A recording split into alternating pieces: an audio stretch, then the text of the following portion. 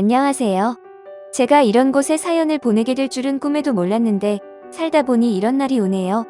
항상 즐겨보기만 했던 곳이라 마음속 깊은 곳에 묻어두었던 이야기 속이라도 시원해지게 꺼내보려 합니다.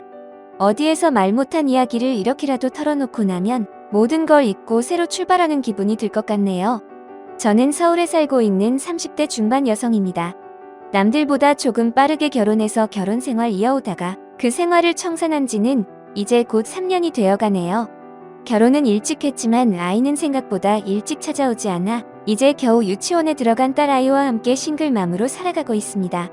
결코 행복하거나 순탄했던 결혼 생활이 아니었고 어떨 때는 지옥과도 같은 시간이었지만 그래도 시간이 지나고 나니 아이가 있는 게 저에게 불행이라기보단 너무나도 다행스럽고 하늘에 감사하다는 생각이 드네요. 남편에게는 오만정이 다 떨어져서 2번 다시 만나고 싶지 않은 남보다 못한 사이가 되었지만 그건 제 마음일 뿐 앞으로 아이가 원한다면 남편과 자주 만나 시간을 보내게 하려고 합니다. 물론 시댁에 아이를 데려가는 건 절대 못하게 할 생각이지만요. 남편과는 회사 생활하면서 소개를 받아 알게 되었습니다. 소개팅 같은 연애 목적의 소개는 아니었고 저 회사가 다른 회사랑 겸업해서 프로젝트를 진행하는 일이 많아 일 목적으로 만나게 되었어요. 제가 또래보다 빨리 사회생활을 시작하게 되어 다른 회사랑 같이 미팅을 하게 되어도 항상 제일 막내였는데 남편도 저보다 1살 많은 막내 직직이었습니다. 저는 대학생일 때 취직을 해서 취업계를 낸 케이스고 남편은 고등학교 졸업 후 바로 군대를 다녀와서 취직한 케이스라 나이대는 비슷했지만 경력 연차에서는 제가 좀 밀리는 입장이었죠. 사회생활을 처음 시작했던 저는 경력과 일 처리 경험이 많이 부족했기 때문에 같은 회사는 아니라도 프로젝트를 함께 진행하는 동안에는 남편을 사수처럼 생각했고 일을 배우곤 했어요. 나중에 들었지만 남편은 처음부터 저에게 연애 감정이 있었다고 하더라고요. 그래서 그런지 저의 직속 담당 사수보다 더 자세하고 친절하게 업무를 알려주고 팁들을 전수해주는 남편에게 저도 끌렸던 것 같습니다. 저는 남편을 만나기 전에 연애 경험이 몇 번 있었어도 오래 만난 적은 한 번도 없었고 제 성격이 고분고분하거나 순정적인 타입이 아니라 아닌 건 아니라고 말해야 하고 자기 주장도 좀 있는 편이라서 이성들에게 오랫동안 인기가 있거나 하는 타입은 아니었기 때문에 처음으로 저에게 잘해주고 친절한 남편에게 마음을 여는 건 어쩌면 그 나이 때 여자애라면 당연한 일이기도 했어요. 왜 처음으로 연애를 하기 시작하면 이것저것 재지 않고 순수하게 있는 그대로를 생각하게 되잖아요. 제가 딱 그랬습니다. 사실 연애를 하는 동안 남편이 이해 못할 언행을 한다던가 심하게 성격 문제로 싸우는 일이 있었다거나 했던 적은 없었습니다. 남편 성격이 모나지 않고 좋게 넘어가려는 성향이라 싸우는 일은 오히려 거의 없었죠. 제가 좀 할 말 아는 성격이긴 해서 이전 연애들은 항상 시작한 지 며칠도 안 돼서 관계가 끝나곤 했는데 남편과 오래 연애하고 결혼까지 할 수 있었던 이유도 그 때문이었죠. 결혼 생활을 하면서야 남편이 성격이 좋아서 그런 게 아니라 복잡한 문제에서 회피하고 싶어하는 무책임한 성향 때문에 모르는 척할 뿐이라는 걸 깨달았지만 아무튼 연애할 땐 그게 문제가 되진 않았습니다. 오히려 저는 정서적으로 그 누구를 만났을 때보다 남편과 만날 때 가장 안정되어 있다고 생각했어요. 그래서 회사에서 어느 정도 막내의 딱지를 떼자마자 남편과 결혼을 하게 되었죠. 그러다 결혼하고 몇 달 뒤에 돈 관리를 서로 따로 하다가 하나로 합치는 게 편할 것 같아서 서로 통장을 합치기로 했어요. 그런데 저에 비해 남편이 모아놓은 돈이 정말 아무것도 없었습니다. 특히 남편은 대학도 가지 않고 바로 사회생활을 시작해 경력이 꽤 되는데도 모아놓은 돈이 없다는 점은 좀 의아했습니다. 연봉이 또래치고는 꽤 되는 편이었는데도 말입니다. 하지만 연애할 때 한 번도 돈이 없다는 이야기를 하거나 집안이 어렵다는 이야기를 한 적이 없었기 때문에 저축을 하기보다는 그때그때 쓰는 편인가 하는 생각을 했습니다. 결혼하기 전에도 모아놓은 돈이 별로 없다는 건 알고 있었지만 결혼을 하고 몇 달 동안 남편이 돈 쓰는 걸 옆에서 지켜봤기에 더더욱 이해가 안 되더군요. 분명 성과급도 받았을 거고 크게 뭘 사거나 했던 적도 없었으니까요. 그래서 그냥 터놓고 어디다가 돈을 쓰는지 뭐하고 지내길래 이렇게 모은 돈이 없냐 물어보았습니다. 그랬더니 남편이 우물쭈물하다가 이렇게 털어놓더군요. 사실 형이 도박으로 돈을 몇 번 날렸어. 그동안은 내가 결혼한 것도 아니고 뭐 여유 돈 좀 있으니까 몇 번 도와줬어. 그러다 보니까 얼마 전에도 연락이 오셨는데 결혼해서 못 도와준다고 하는 것도 좀 정없어 보이고 어머니도 힘들다 하셔서 어차피 내 성과금이고 형도 요즘 치료센터 다닌다 하는데 안타깝더라고. 그 말을 듣는데 기가 막혔습니다. 제가 제일 싫어하는 유형이 무슨 중독 때문에 다방한테 피해 끼치는 사람들이거든요. 특히 도박 중독은 돈이랑 얽혀진 문제다 보니 더 심각하잖아요. 그런 심각한 이야기를 아무렇지도 않게 결혼하고 몇 달 살고 나서야 하는 것도 어이가 없었고요. 제가 그렇게 말하자 남편은 자기가 도박 중독인 것도 아니고 형이 그런 건데 일일이 얘기하는 것도 그렇지 않냐고 하더군요. 하지만 100번 양보해서 연애 시절에는 뭐 남편이랑 결혼한 것도 아니니 자유롭게 도와줬다고 해도 결혼도 하고 가정이 생긴 마당에 저한테 한마디 말도 없이 시댁에 돈을 보내고 있었다는 게 어이가 없었습니다. 그제야 결혼 전에 상견례 자리에서부터 시모가 저희 결혼 생활에 지원을 많이 못해줄 것 같다고 초장부터 못을 박던 게 생각이 나더군요. 그간 남편이 그렇게 어렵게 사는 것 같지는 않았는데 뭐 사정 있어 그러려니 생각하고 저희 집이 여유가 되니 조금 더 보태기로 했었죠. 애초에 저도 결혼하는데 부모님께 무리하게 손 벌리고 싶지 않아 제가 모아놓은 돈으로 수준에 맞기 시작하고 싶었던 마음이었고요. 그래서 일단 제가 모아놓은 돈과 부모님 도움 조금 받아서 신혼집 마련하고 가전제품 같은 것도 제가 쓰던 걸로 해서 신혼집을 꾸려놓고 지내던 상황인데 앞으로 더 나은 미래를 만들어가기는커녕 저도 모르게 돈이 새고 있었다는 사실을 알자 저라도 확실하게 해야겠다는 생각이 들었습니다. 안 되겠다. 앞으로 내가 돈 관리를 해야겠어. 아주버님이 정말 치료 다니고 계신다고 해도 나는 못 믿어. 앞으로 우리 애도 낳고 미래도 생각해야 하는데 이런 식으로 내가 모르게 돈이 새는 거 나는 못 참아줘. 다시는 안 보내주겠다고 약속 안 하면 내가 시댁에 가서 받아낼 거야. 아유 그래도 가족인데 힘들다 하면 조금은 도와줘야 하지 않을까? 아예 내칠 순 없잖아. 나는 그럼 가족 아니야? 나랑 나중에 생길 생각을 먼저 해야지. 자기가 그렇게 계속 도와주니까 아주버님도 계속 믿고 그러시는 거겠지. 아주버님 생각에서도 도와드리면 안 되는 거 아니야? 아 알겠어. 그럼 돈 관리는 내가 하는 걸로 하자. 나도 그게 나을 것 같아. 제가 너무 예민하게 반응하자 남편이 주눅이 들어서 제가 돈 관리를 하는 것에 동의하더라고요. 그 말도 못 믿어. 저는 정없어 보여도 바로 그 자리에서 각서까지 받아냈습니다. 그렇게 집안의 경제권을 제가 받아오고 남편과 저는 각자 똑같은 개인 용돈 받고 얼마 정도 생활비로 쓰고 남은 돈은 그대로 저축했습니다. 저축한 돈의 일부는 그대로 저희 부모님께 빌린 신혼집 잔금 마련하는 데 쓰였어요. 결혼할 때도 남편은 정말 말 그대로 가진 돈으로 기분만 해서 들어왔고 이렇다 할 도움 하나 주지 않은 시댁이 많이 어이없긴 했지만 남편의 월급이 꽤 되는지라 사람만 보고 미래만 생각하자 해서 그러려니 했는데 이야기를 듣고 보니 더더욱 부모님께 죄송한 마음이 들어 빨리 갚아드리고 싶더군요. 어차피 돈 관리 제가 하기로 했으니 그냥 편하게 생각하기로 했습니다. 각서를 받자마자 결혼 전보다 더 허리띠를 졸라면서 근검절약하게 살았어요. 남편도 낭비벽이 있는 타입은 아니라 용돈이 부족하지 않게 잘 관리했고 저는 제 용돈 한도에서도 아껴서 따로 저금을 할 정도로 돈을 많이 쓰는 타입이 아니었으니 그 뒤로 돈 문제로 서로 얼굴 붉힐 일 없어 한동안은 평화로웠습니다. 그래서 그 일이 있고 얼마 지나지 않아 저희 부모님이 빌려주신 금액을 완전히 돌려드릴 수 있었어요. 그때까지는 남편과도 시댁과도 사이가 그렇게 나쁘진 않았어요. 사는데 여유가 없어 아이가 찾아오진 않았지만 그래도 남편과 둘이서 오붓하게 재미나게 그나마 잘 보냈다고 생각합니다. 아주버님도 정말로 치료센터를 열심히 다니는 듯한 눈치였고 어머니는 큰아들 잘 될 거라는 희망에 삶이 조금 여유로우셨는지 저에게도 상냥하고 잘 대해주셨습니다. 그때까지만 해도 그랬습니다. 하지만 이후 아이를 임신하게 된 즈음 화목했던 집안 분위기는 와장창 깨지기 시작했어요. 애초에 도박 중독 아주버님과 그런 아주버님을 싸고 도는 남편과 시어머니와 같은 가족이 된다는 게 살아난 판에서 살아가는 듯 아슬아슬한 일이었는지도 모릅니다. 아주버님은 평소에 볼 땐 말도 별로 없으시고 큰 소리도 안 내셔서 아주 점잖고 조용한 사람 같은 분이었습니다. 하지만 어쩌다 가끔 화나는 일이 생기면 말 그대로 눈이 뒤집히는 아주 폭력적인 사람이었죠. 다행스럽게도 저에게 직접적으로 그런 적은 없었지만 딱 한 번 아주버님이 그렇게 구는 걸 보고는 너무 놀라서 시댁에 인사도 제대로 안 하고 황급히 집으로 돌아왔던 적이 있네요. 그날은 시집가고 세 번째로 만난 명절이었는데 평소 자주 안 오셔서 저도 처음 뵙는 남편의 먼 친척이 오신 날이었습니다. 인상도 좋으시고 서글서글하신 분이었어요. 처음 보는 저에게도 인사와 안부를 따뜻하게 물으시던 그분께서는 아주버님을 보자 표정이 싹 변하셨습니다. 그리고는 혀를 끌끌 차면서 병원 좀 다니라니까 아직까지 어머니께 붙어서 거머리 생활이나 하고 있다고 한마디 하셨죠. 말씀이 좀 지나치셔서 조금 놀랐지만 진짜로 놀란 건 그 다음 순간이었습니다. 아주버님이 갑자기 눈이 뒤집혀서는 상을 얻고 그 친척분께 달려드는 게 아니겠어요. 그리고는 온갖 고성과 역사를 난무하였고 시댁의 기물들이 날아다니는 것을 온몸이 굳은 채 놀라 지켜보다가 남편에게 이끌려 집으로 향했습니다.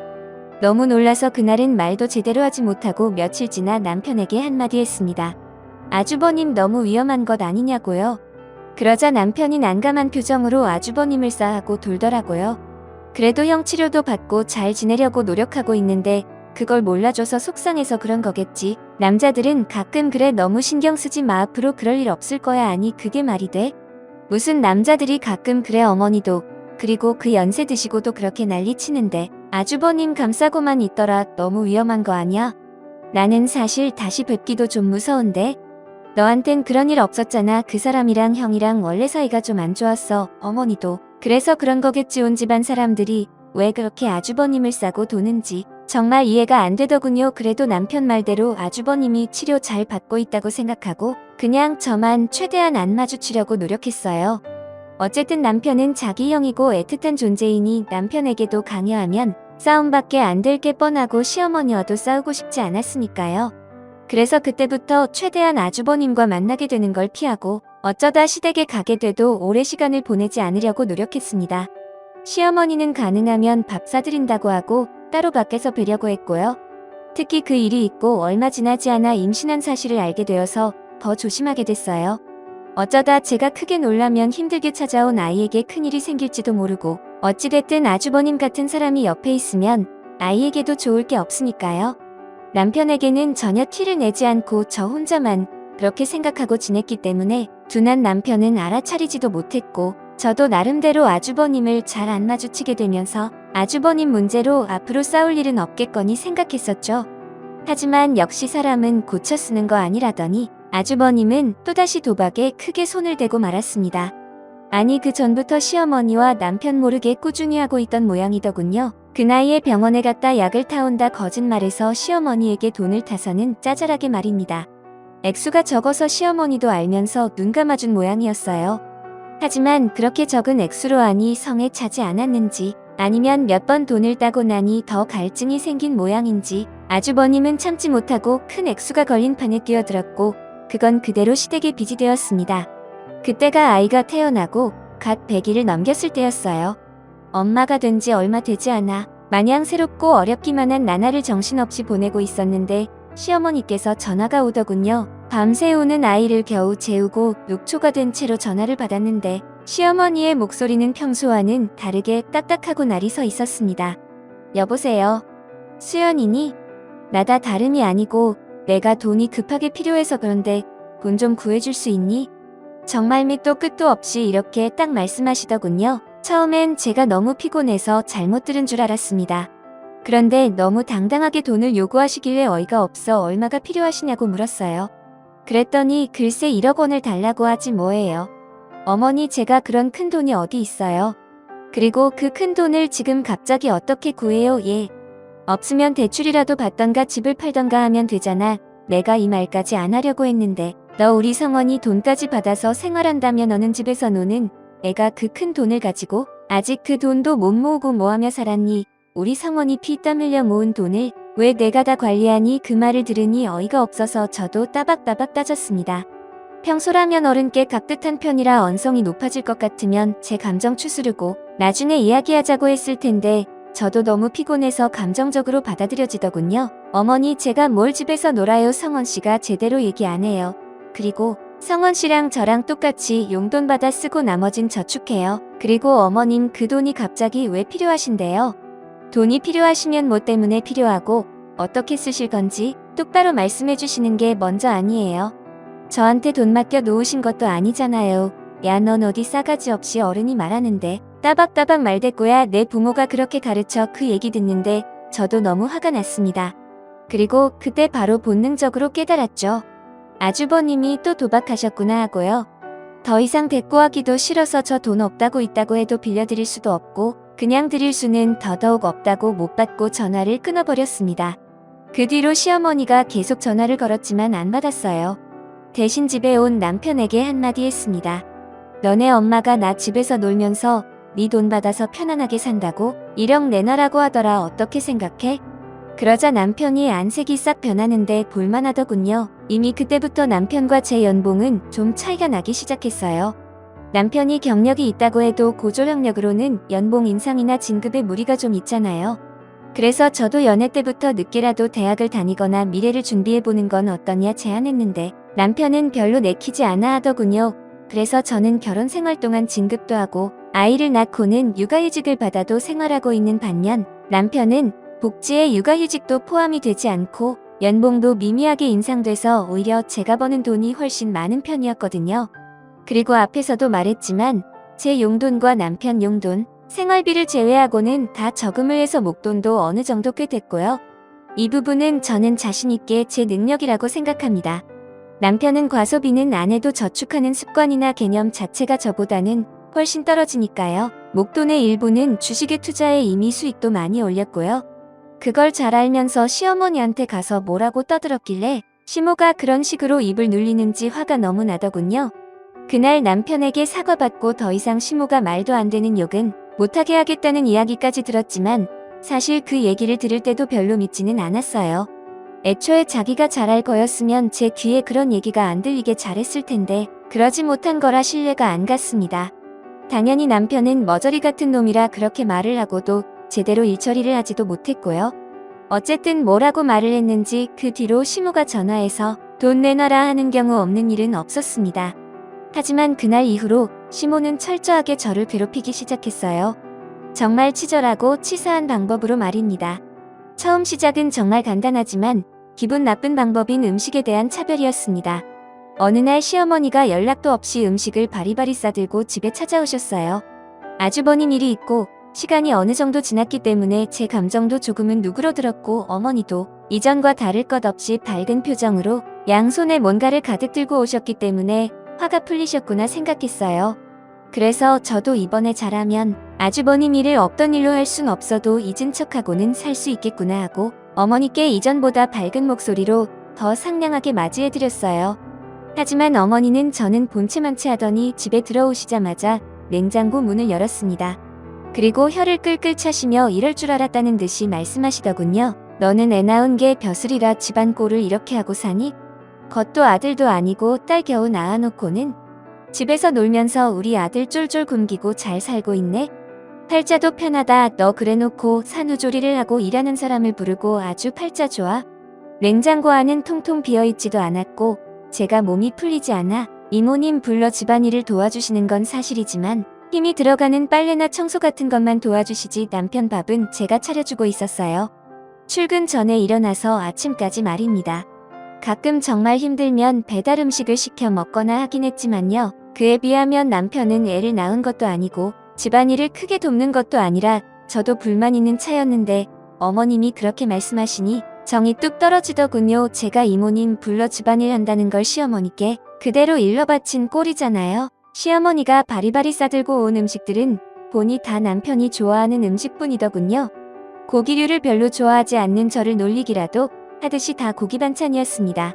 그것도 완제품으로 들고 오신 것도 아니고 반조리식으로 가져오셔서 제가 꼭 해서 대령해줘야 하는 것들로 말입니다. 어이가 없어 또 어머니께 따졌네요. 어머니 성원씨 결혼하고 살이 10kg나 쪘는데 제가 쫄쫄 굶긴대요. 그럼 지 뱃살은 어디서 쪄서 온 거래요. 저는 출산하고 살이 너무 빠져서 힘이 없는데 좀 알려달라고 하세요. 딱 보니까 어머니께는 오만 얘기 다 하고 일러 바치는구만. 그만 일러 바치고 저한테 직접 얘기하라고 하세요. 이렇게 빈정거리니까 어머니는 또 길길이 날뛰면서 싸가지가 없다. 어쩐다 난리가 나시더라고요. 그대로 음식만 내려놓고 나가시라고 했습니다. 음식도 들고 나가시면 더 좋겠지만 어차피 제가 먹을 것도 아니니까요. 그날 집에 돌아온 남편에게 한 번만 더 이런 일 생기면 이혼하겠다고 딱 한마디만 했습니다. 남편이 사색이 되더군요. 자기 입장에서는 제가 저축도 대신해주고 애도 집안일도 다 전임해서 해주는 데다 연봉도 제가 높으니 이혼하면 자기가 큰일이잖아요. 게다가 지금은 저 때문에 아주머니 빚 또한 갚아주는 상황인데 자기는 힘들 거 하나 없이 제 핑계 대면서 시모에게 좋은 사람이 될 수 있는데 이혼하면 자기가 나쁜 사람이 돼서 거절해야 하는 거니까요. 남편은 항상 이런 식이었어요. 자기는 좋은 사람 이미지를 유지하면서 남이 자신의 일까지 대신 책임져 주기를 바랍니다. 중간에서 자기만 살아남는 거죠. 그게 연애할 때 남편과 그다지 싸우지 않았던 이유였던 것 같습니다. 아무튼 제가 그렇게 또 세게 말하니 시모가 직접적으로 저희 집을 찾아와서 속을 뒤집어 놓는 일은 더 이상 없었습니다. 사실 그때부터 저는 이혼을 하고 싶었지만 아이가 너무 어렸고 이전에는 이혼을 한 번도 생각해 본 적이 없기 때문에 아이에게 이게 맞는 건가 하는 생각이 들어 망설였어요. 저는 한 번도 제 아이를 이혼 가정에서 키울 거라는 생각을 하지도 못했고 사실 이혼 가정에서 크게 할 바에는 제가 손해를 봐도 온전한 가정에서 키우는 게 맞지 않을까 하는 보수적인 생각이 좀 많이 들었습니다. 하지만 그 뒤에 명절에 시댁을 방문할 때마다 시모가 제 눈살을 찌푸려지게 하더군요. 음식 같은 건 다 아들 하면서 아주버님과 남편 앞에 몰아주고 저는 남편과 아주버님이 밥 먹을 동안 설거지해라 뭐해라 이것저것 시키면서 남편과 아주버님이 밥을 다 먹고 일어서면 저보고 남은 잔반으로 밥 먹으라고 하더군요. 남편은 그걸 보고도 아무 말도 안 하고요. 너무 자존심 상하고 비위가 상해 안 먹는다 하고 상을 치웠습니다. 그것 말고도 저는 아예 투명 인간이고 자기들끼리만 아는 옛날 얘기를 나누며 저는 아예 대화에 낄 수도 없게 하거나 어쩌다 말이라도 한 번 하면 요즘은 세상 좋아져서 기집애들이 무서운 줄 모르고 함부로 입을 놀린다고 하시는 건 아니겠어요? 너무 어이가 없어서 어머님도 여자 아니냐고 한마디 했다가 또 싸움 날 뻔한 걸 남편이 재빠르게 시어머니 비위를 맞추며 화제를 돌려 무마시켰습니다. 가만히 앉아서 제 편을 들이는 게 아니라 상황을 회피해버리는 남편의 무책임함에 저는 더 화가 났고요. 하지만 저한테 그렇게 하는 건 제가 앞으로 무슨 일이 있어도 명절에 나눠야겠다 생각하고 잊으면 되는 거였어요. 가장 참을 수 없는 건 제 아이가 딸아이라고 혀를 끌끌 차는 시모의 태도였습니다. 승현이 쟤도 아들로 태어났어야 하는 것을 딸이 나와가지고 요즘 세상에 딸이 뭐 필요해? 나는 다행스럽게도 아들 둘 다 잘 지낸다만 수연이 너는 이 집 몸 풀렸으면 둘째 아들 할 준비해야지 그런 생각 없니? 우리 집 때 끊기게 하려고 그러니? 그때는 딸이 10개월쯤 됐을 때였어요. 몸도 풀리지 않았을 뿐더러 저는 사실 그렇게 돈을 많이 버는 것도 아니고 아이는 하나만 낳아 잘 키우자는 생각이라 둘째 생각은 아예 없었고요. 그리고 제 아이가 아들이 아니라 의미가 없고 실패작이라는 식으로 말씀하시는 게 너무 화가 났습니다. 남편은 딸을 건드리는데도 아무 말도 안 하고 가만히 있고요. 어머니 저는 그 집 아들 낳을 생각 없는데요. 아주버님 보면 더더욱 아들 낳고 싶지 않고요. 제발 함부로 말씀하시지 마세요. 요즘 세상에 그런 말씀하시면 큰일 나요. 저는 그 자리에서 이혼할 생각을 먹고 말씀을 드렸습니다. 저게 또 뚫린 입이라고 함부로 말하네 얘 너는 그럼 우리 집 대말 먹으려고 작정하고 왔니? 어디서 저런 게 들어와서 그런 얘기를 함부로 해. 너는 내 딸년 앞에서는 더더욱 그렇게 말하지 말어. 너한테 배워서 내 딸년도 싸가지 없게 자라면 나는 창피해서 못 산다 어머니. 저도 어머니 진짜 창피해요. 저렇게 집 아내랑 딸이 모욕당하는데 가만히 앉아만 있는 저 자식도 창피해요. 도대체 어떻게 키우면 저렇게 멍청하게 가만히 있어요? 진짜 저도 못 참겠어요. 2번 다시는 여기 오는 일 없을 거예요. 어머니도 절대 우리 승현이 앞에 나타나지 마세요. 아시겠어요? 그리고 바로 남편을 남겨두고 딸과 함께 짐을 싸서 집으로 향했어요. 시모는 뒷목 잡고 쓰러지는 척하는데 쳐다보지도 않았습니다. 그리고 바로 집에 가자마자 인터넷으로 이혼 전문 변호사를 검색하고 있는데 남편이 뒤늦게 집에 헐레벌떡 와서는 미안하다 하더군요. 자기 엄마가 너무 힘들게 자기를 키운 거 알아서 자기가 엄마한테 큰 소리를 못한다는 말 하나요? 변명도 기도 안 차더군요. 저희 부모님은 저를 안 귀하게 키워서 너네 집 가서 그런 꼴 당하고 있어도 되냐고 욕을 한 바가지 퍼부었더니 남편은 그저 계속 미안하단 말만 반복하고 앞으로 그런 일 없을 거다 원하지 않으면 앞으로 시어머니를 안 보고 살아도 된다는 의미 없는 말만 계속하면서 미안하다고 빌더라고요. 앞에서는 알았다고 하고 뒤로는 인터넷으로 계속 이혼 전문 변호사를 찾고 언제든 이혼을 할 수 있게 이혼 과정과 준비해야 할 것들을 찾아보고 있었죠. 그러던 중에 친정어머니가 건강검진을 받으셨는데 자궁암에 걸리셨다는 소식을 받았어요. 세상이 무너지는 것 같았습니다. 시댁 때문에 전전긍긍하느라 별일 없는 저의 부모님께는 크게 신경 쓰지 못하고 살았던 게 사실이니까요. 특히 부모님은 퇴직 후 시골로 내려가 지내고 있는 터라 거리가 멀어 더 자주 찾아뵙지 못했었는데 너무 죄송해서 마냥 눈물만 나더라고요. 바로 어머니를 서울에 있는 병원에 입원시키고 그날부터 병간호를 시작했습니다. 아이는 겨우 돌을 넘긴 상태라 아이만 보고 있어도 진이 빠지는데 어머니 병간호도 해야 되고 몸이 2개라도 모자랄 지경이었죠. 그나마 병원에 갈 때는 근처 친구 집에 아이를 맡기고 갈 수 있어 다행이었지만 너무 피곤하고 힘들어서 가만히 앉아만 있어도 잠에 빠질 정도였습니다.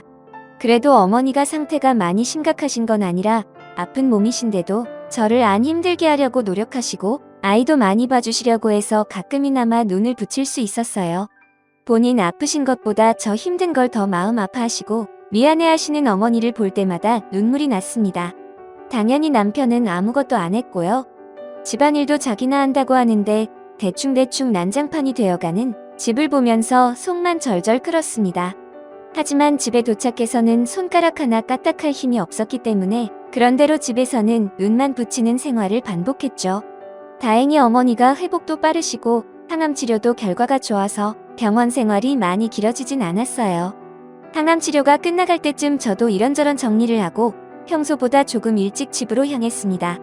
그런데 집에 도착하니 시어머니가 와 계시더군요. 남편은 또 그 옆에 멍청하게 앉아있고요.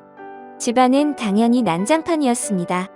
제가 아침에 나가면서 남편에게 집 정리 좀 해달라고 신경질적으로 말했는데 남편이 멍청하게 자기 힘으로 안 되니까 시모를 부른 모양이더군요. 제정신인가 싶었습니다. 제가 그렇게 한 번 더 시모 만나면 이혼하겠다고 했는데 제 말은 귀뚱으로도 안 들은 모양이더군요. 너무 피곤한 상태로 집에 들어오자마자 시어머니 얼굴을 보니 기분이 너무 좋지 않아 싸늘하게 남편을 쳐다보니 남편이 바보같이 또 웃으면서 상황을 넘어가려고 변명하더군요. 아니, 내가 집안일 해달라고 부른 건 아니고 어머니가 근처에 계시다고 해서 뭐 좀 물어볼 겸 이렇게 말끝을 흐리는데 저 얼굴에 펀치를 날리고 싶다는 생각이 처음으로 들었습니다. 남편 말에 제가 대답할 새도 없이 시모가 저에게 처음 들어보는 욕을 퍼부으며 삿대질을 하실지는 뭐예요. 너 우리 귀한 아들 데려가서 잘하는 짓이다. 이게 사람 집 꼬라지니 우리 불쌍한 아들 내가 얼마나 힘들게 키웠는데 너 따위가 뭔데 이렇게 고생을 시켜. 야, 너는 니네 엄마만 소중하고 내 아들은 봉이야. 우리 큰아들 도와달라 할 때는 그렇게 싸가지 없이 대들더니 내 아들 돈으로 니네 어미를 먹여 살리고 뭐 이런 게 다 있어. 그 말 됐는데 제가 이런 인간 밑에서 자란 등신 같은 남편이랑 한 가정을 이루고 살아봤자 제 딸한테는 아무 도움도 안 될 거라는 사실을 완전히 깨달았습니다. 당연히 남편은 옆에서 아무 말도 안 하고 가만히 있고요. 그래서 저도 그냥 대꾸도 안 하고 바로 알아놨던 변호사 연락처로 전화를 걸어 예약을 잡았어요. 남편이 그제서야 사색이 돼서 대화로 하면 되는 걸 왜 그러냐고 전화기를 뺏으려고 하길래 그대로 뺨 한 대 때리고 시모 쪽으로 온 힘을 다해서 밀었습니다. 그렇게 시모랑 남편을 현관까지 밀친 다음 현관문 앞에서 한마디 했어요. 아, 어머니, 저희 어머니는 보험 내고 연금 내고 착실하게 잘하셔가지고 제 돈 한 푼 없이 다 치료받고요. 이 새끼 직거래만 하는 돈으로 치료받은 거 하나도 없으니까 그건 걱정 안 하셔도 돼요. 어차피 너무 적어서 쓸 데도 없거든요. 그리고 그렇게 잘나게 잘 키우신 등신 같은 아들내미 그냥 돈으로 환불할게요. 가져가세요. 트럭으로 줘도 필요 없거든요. 평생 노름해서 돈 까먹는 큰 아들이랑 집 안으로 하나 못 지키는 이 등신이랑 둘이 단칸방에서 옹기종기 붙어가지고 행복하게 사세요. 한 번 더 제 앞에 나타나면 경찰에 신고할 거니까 지금 좋은 말을 때 나가요. 전과자 딱지 받기 싫으면. 그리고 친절하게 현관문 열어서 내보냈습니다.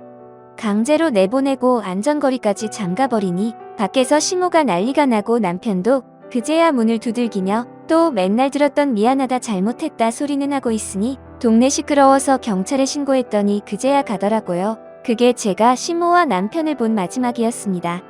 법정도 속 시끄러워서 출석 안 하고 진행했고 그동안 이혼하려고 준비했던 모든 서류들 증거들 다 제가 완벽하게 준비해서 남편은 입 한 번 뻥끗 못하고 바로 시모에게로 돌아가게 되었죠.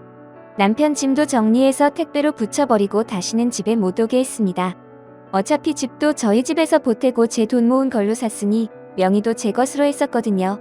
처음부터 확실하게 해놓길 잘했다 싶네요. 저는 이혼 이후에 복직을 했다가 아이와 시간을 더 오래 보내고 싶어 퇴사하고 프리랜서로 전향했어요. 이전에 회사에서 받아놓은 거래처도 많고 인맥도 잘 쌓아놔서 주기적으로 외주를 주시는 분들이 많아 거의 회사 다닐 때처럼 고정적인 수입을 유지할 수 있습니다. 그리고 집에서 일을 하다 보니 아이와 함께 보내는 시간도 많고요. 아이에게 한부모 가정을 만들어주는 게 마음이 아파 어떻게든 아이를 우선으로 생각하고 일하려고 하고 있습니다. 이혼 후 몇 년이 지난 지금 저는 일을 하다 연상의 사업가분과 인연이 닿아 좋은 관계를 유지하고 있습니다. 남편과 비교했을 때 가장 좋은 점은 아무래도 본인 일은 확실히 하고 책임감 있게 해결할 수 있는 모습이 가장 어른스럽고 본받을 만한 점이라는 생각이 듭니다. 결혼 생각도 없지 않아 있지만 그래도 시댁에서 받은 상처가 큰 만큼 제가 좀 더 조심스러워 조금 더 준비를 해보고 생각해보려 합니다. 시간이 지나고 생각해보니 저는 충분히 능력 있고 똑똑한 사람인데 왜 그런 머저리 같은 시댁과 남편에게 몇 년을 허비하며 지냈는지 이해가 가지 않네요. 더 빨리 이혼을 했으면 좋았을 텐데 하는 생각이 하루에도 몇 번이나 들지만 아이가 생겨서 잠시나마 추충거렸던 그 시간도 너무 아까웠다는 생각이 듭니다. 그래도 지금이라도 벗어날 수 있어서 다행이라고 생각합니다. 남편과 신모를 쫓아낼 때 홧김에 한 말이지만 시댁은 진짜로 아주버님의 계속된 빚으로 지불을 청산하고 단칸방에 새 식구 오순도순 지내고 있다고 하네요. 사실 이혼 후에 이전 신혼집 그쳐 식당에서 대충 점심을 때는 적이 있었는데 부엌에서 신모가 설거지하는 걸 우연히 보게 되었습니다.